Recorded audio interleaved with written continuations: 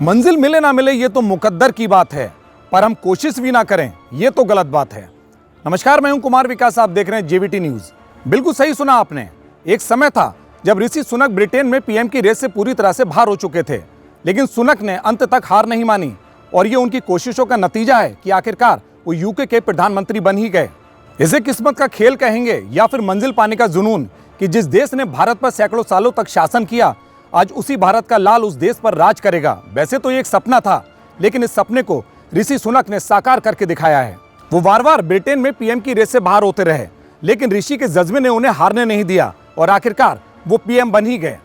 तो चलिए हम आपको ऋषि सुनक की वो बातें बताते हैं जिससे आपको ये पता चलेगा कि सुनक और भारत के बीच कितना अटूट रिश्ता है। ऋषि सुनक पहली बार साल 2015 में रिचमंड, यॉर्कशायर से सांसद बने। ब्रिटेन संसद में भगवत गीता को लेकर सांसद के रूप में शपथ ली। उसके बाद ऋषि सुनक लगातार वहां से सांसद रहे। ऋषि सुनक को भगवत गीता में विश्वास है। ऋषि ने अपने एक बयान में कहा था कि तनावपूर्ण स्थितियों के दौरान अक्सर वह भगवत गीता पढ़ते हैं, जिससे उनको हिम्मत मिलती है। ऋषि सुनक कहते हैं कि भगवत गीता उन्हें तनावपूर्ण स्थितियों के दौरान बचाती है और उन्हें कर्म करने के लिए प्रेरित करती है। ऋषि सुनक ने इन्फोसिस प्रमुख नारायण मूर्ति की बेटी अक्षता मूर्ति से शादी की। अक्षता मूर्ति ब्रिटिश भारतीय फैशन डिजाइनर हैं। ऋषि सुनक की दो बेटियां हैं, एक का नाम कृष्णा और दूसरे का अनुष्का है। ऋषि सुनक अपनी पत्नी और दो बेटियों के साथ अक्सर ससुराल वालों से मिलने बेंगलुरु जाते हैं। बेंगलुरु में अक्षता मूर्ति का परिवार रहता है। ऋषि के माता पिता यशवीर और उषा 1960 के दशक में पूर्वी अफ्रीका से इंग्लैंड में आकर बसे थे। यशवीर केन्या में जन्मे तो उनकी मां उषा ने तंजानिया में जन्म लिया। यशवीर सुनक ब्रिटेन की national health service general practitioner थे, तो वहीं उनकी मां फार्मेसी का काम करती थी। हिंदू पंजाबी ऋषि के दादा और नाना पंजाब के रहने वाले थे। माता पिता अच्छी जिंदगी की तलाश में ब्रिटेन तक आ गए। बोरिस जॉनसन के नेतृत्व में राजकोष के चांसलर के रूप में ऋषि सुनक ने डाउनिंग स्ट्रीट पर अपने आवास पर दिवाली के दिए जलाए थे।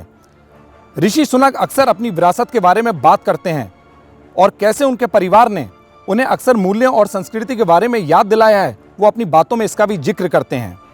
ऋषि सुनक उस समय सुर्खियों में आए थे जब वे 2020 में ट्रेजरी प्रमुख बने। ऋषि सुनक को कोरोना महामारी के कारण रिकॉर्ड पर सबसे खराब आर्थिक मंदी के बाद अर्थव्यवस्था को चलाने के लिए काम सौंपा गया था।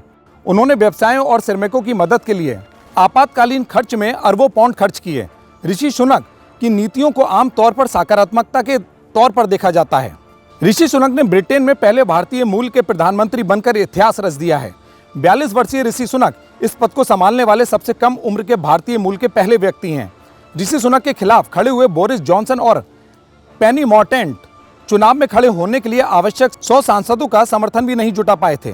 ऋषि सुनक ने 357 सांसदों में से आधे से अधिक समर्थन हासिल किया था।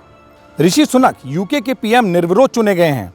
प्रधानमंत्री नामित होने के बाद ऋषि सुनक ने अपने पहले संबोधन में कहा था कि ये मेरे जीवन का सबसे बड़ा सौभाग्य है और अब मैं विकास के लिए रात दिन काम करूंगा। ऋषि सुनक की पत्नी अक्षता 430 मिलियन पाउंड की मालकिन है और इस तरह वह महारानी एलिजाबेथ से भी ज्यादा अमीर हैं। संडे टाइम की रिच लिस्ट की माने तो एलिजाबेथ की संपत्ति 350 मिलियन पाउंड है, तो वहीं ऋषि सुनक के पास 200 मिलियन पाउंड की संपत्ति है। वो ब्रिटेन के सबसे अमीर सांसद हैं, लेकिन ये बात भी सच है कि किसी समय उन्होंने पॉकेट मनी के लिए वेटर तक का काम किया था। कर्मण्येवाधिकारस्ते माँ फलेषु कदाचन माँ कर्मफल हेतुर्वुर माते संगोस्त्व कर्मणि। 7 समंदर पार सनातन का प्रण लेकर गीता के साथ अपनी राजनीति की शुरुआत करने वाले ऋषि सुनक पर केशव का आशीर्वाद है। वो अपने ऑफिस में भगवान गणेश की प्रतिमा रखते हैं और जन्माष्टमी पर गाय का पूजन कर उसके चरण छूते हैं, तो वहीं दीपावली पर वो दीप जलाकर उत्सव मनाते हैं। तो इससे साफ होता है कि ऋषि सुनक का सनातन पर कितना बड़ा विश्वास है।